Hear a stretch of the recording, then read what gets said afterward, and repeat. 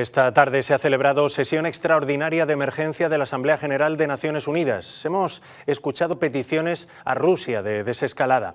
Necesitamos la paz ahora, ha dicho Antonio Guterres. Pero el embajador ruso, nada, R que R, ha justificado en la legítima defensa lo que ha llamado operación especial para desmilitarizar y desnazificar Ucrania.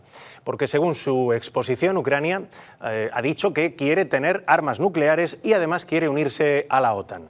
Nos acompaña una profesora del grado en Relaciones Internacionales del Centro Universitario de Open Faculty. Este centro es sede de la Facultad de Turismo de la Universidad de Murcia. Rosa Marcela Ramos, bienvenida, buenas noches. Buenas noches, Luis, muchas gracias. Bueno, muchísimas gracias. ¿Cuál es su lectura de lo que está pasando? ¿Cuál es su análisis? Pues siempre me gusta comentar que desde Relaciones Internacionales la mirada es como muy abierta. Entonces yo tengo una lectura desde los medios de comunicación, ¿no? Desde las palabras que se han estado usando, como Putin y su gabinete han sido muy cuidadosos en nunca decir guerra o invasión, ¿no? Tú mismo lo acabas de mencionar, ¿no? Operación militar especial. Las palabras importan y en este caso es como minimizar lo que se está haciendo. Por otro lado, las declaraciones tan contundentes de personajes y de organizaciones internacionales y de presidentes, incluso algunos para sorpresa yo creo del propio Putin, como en el caso de Hungría, que ha condenado esto, ¿no?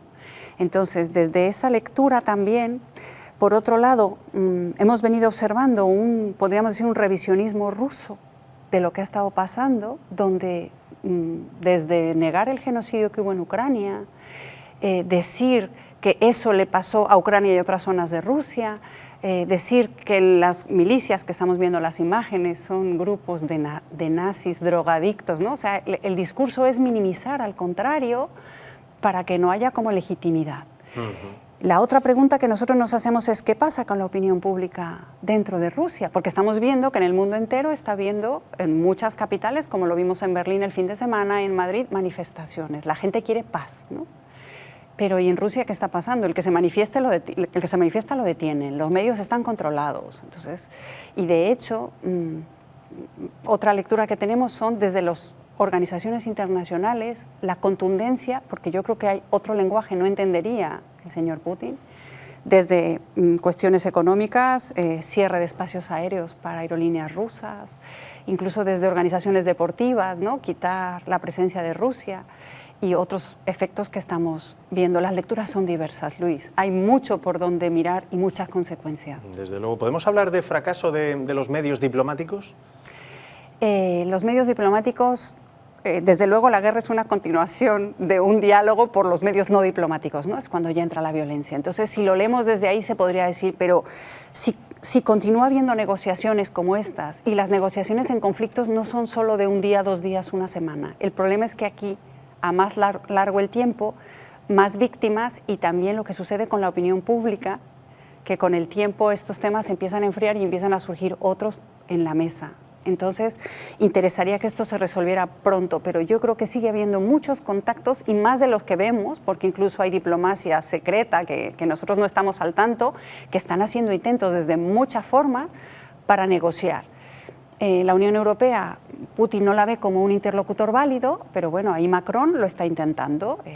Hay como otros canales, y no solo a nivel de altas esferas, sino de esferas un poquito menos altas, que se siguen intentando y a ver qué se puede conseguir.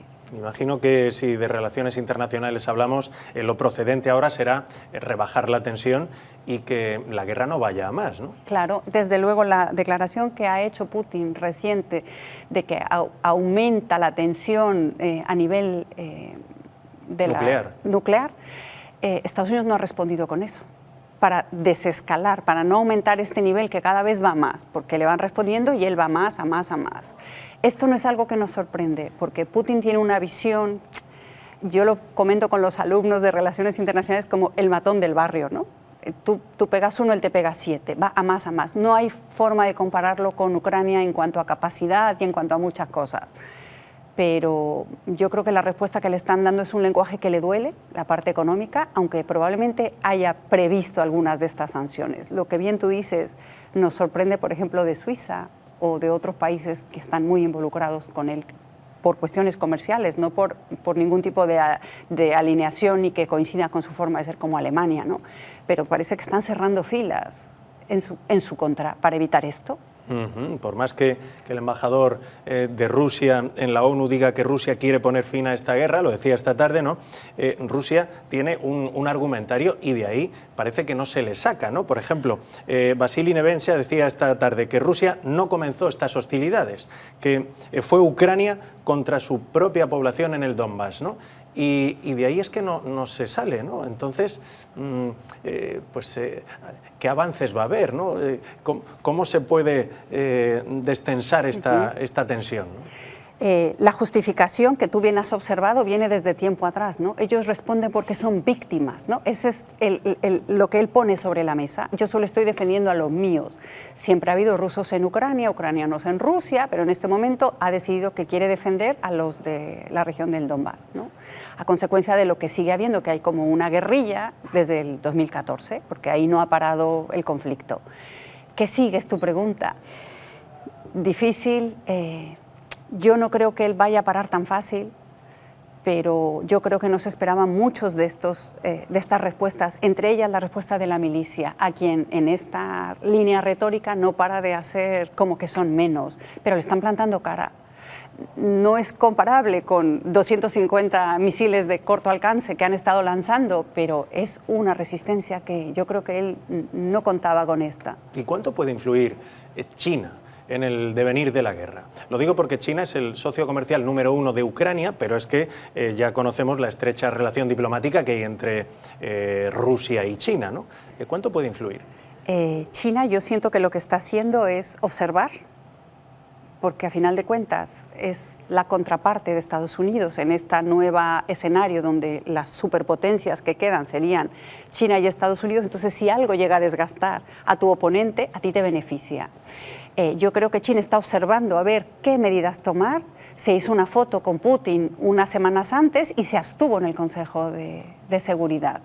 Pero no creo que le interese del todo apoyarlo porque es un elemento de mucha inestabilidad y puede afectar también otros intereses chinos, aunque le deje más barato el gas o el petróleo, ¿no? Pero hay otras cosas que también se ponen en juego de la economía china. Y precisamente el representante de China en la ONU decía esta tarde que la situación ha llegado a un punto que China no desea, ¿no?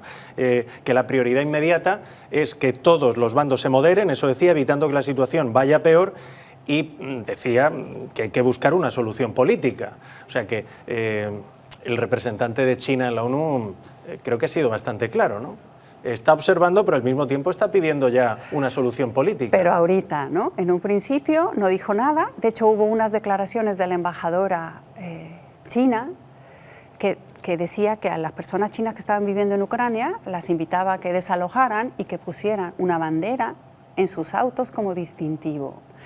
Esto nos lleva a pensar que todo esto que se ha dicho, que no se iba a atacar a los civiles, si China es un aliado y tienen que diferenciarse, pues yo creo que el respeto a los civiles no iba a ser absoluto desde los planes, ¿no? Ahí nos deja más elementos para pensar. Hay mucho para pensar. Esto es como un puzzle. Sí, sí, sí. Si hablamos de Vladimir Putin, para ir terminando, la parte de intereses que podamos desconocer, ¿no? que tenga, cualquiera sabe el rencor y el resentimiento que puede tener ahora mismo esta persona, ¿no? O sea, es que dependemos de lo que pase por su cabeza, ¿no? Yo ahí lo veo como una persona que funciona mediante el realismo, ¿no? Todo el poder, insaciable en poder, y es una persona que ha venido manejando sus cartas hábilmente para conseguir todo el poder, que no haya un sistema legislativo que haya contrapeso, que no haya una opinión pública. Desde dentro ha venido creando esto, más las alianzas que haya creado con países tan poderosos como China. Ese sería otro elemento a tomar en cuenta, y lo que tú bien dices es altamente inestable, pero yo creo que él se quedó en la idea de esta Rusia imperial. Y como si hacemos una mirada histórica, para él el que la Unión Soviética se haya desmembrado, pues una tristeza. Entonces, desde luego está retando el orden actual porque él quiere volverse a expandir. Y no es casualidad que sea Ucrania porque tiene algunos recursos geoestratégicos que a él le interesan. Pues Rosa Marcela Ramos, hemos aprendido mucho, nos ha ilustrado de maravilla y ha sido a gusto aprender, que eso es lo que nos gusta, aprender de personas como usted. Gracias. Seguimos en contacto.